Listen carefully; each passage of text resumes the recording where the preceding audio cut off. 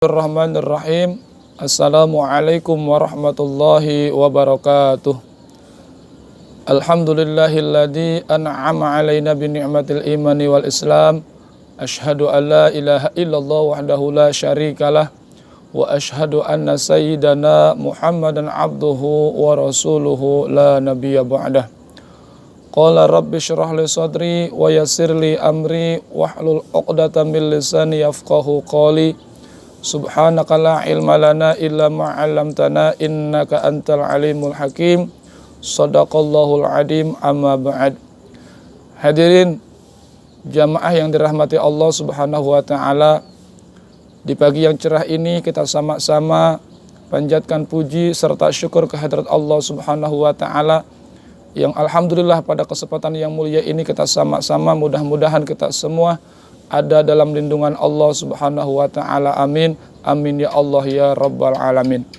Salawat teriring salam semoga tercurah limpahkan kepada manusia yang paling agung, manusia yang paling mulia, yaitu Nabi besar Muhammad sallallahu alaihi wasallam, yang senantiasa kita mengharapkan syafaatnya kelak di yaumil kiamat, dan mudah-mudahan kita semua diakui umat Kangjeng Nabi Muhammad sallallahu alaihi wasallam. Hadirin pemirsa yang dirahmati Allah Subhanahu wa taala, di pagi yang cerah ini kita sama-sama merenung, bertapakur ya, dengan cara memikirkan apa yang diciptakan Allah Subhanahu wa taala, dengan cara memperbanyak ketika melihat keagungan Allah, maka perbanyak kalimat tasbih, kalimat subhanallah wa bihamdi.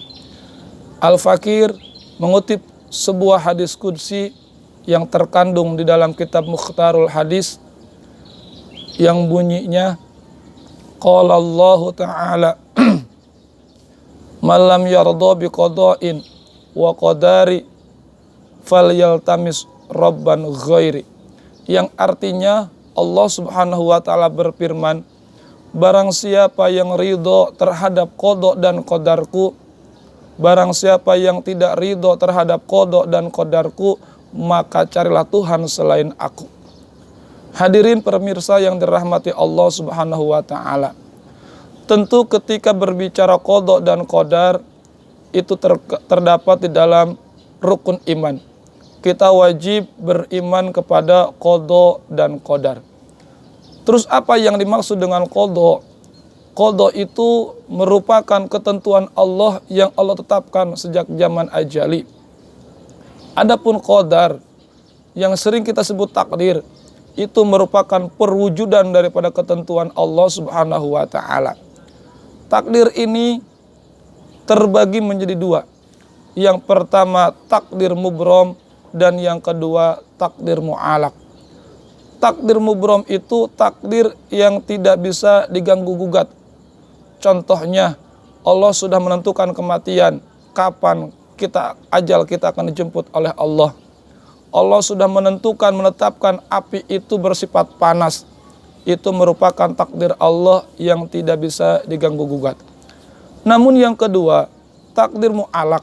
Takdir ini bisa berubah dengan sababiyah, usaha dan doa kita kepada Allah Subhanahu wa taala.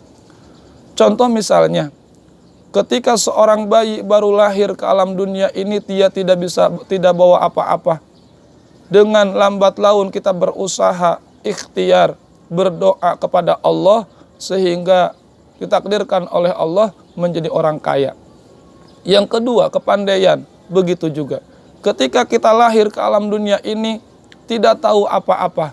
Dengan lambat laun kita diajarkan oleh ibu kita, diajarkan oleh guru-guru kita, sehingga kita tahu apa yang kita belum tahu, sehingga kita tahu wawasan yang baru itu dengan cara menuntut ilmu. Makanya takdir itu kita bisa rubah dengan cara usaha dan doa.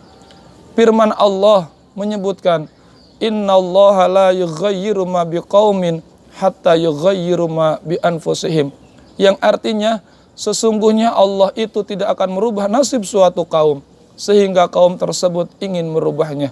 Mudah-mudahan kita semua kisah ini, cerita ini, ilmu ini ya bisa menambah keimanan kita kepada Allah Subhanahu wa taala, sehingga menjadi orang pandai bersyukur, sehingga kita mendapatkan hidayah dan taufik daripada Allah Subhanahu wa taala. Amin.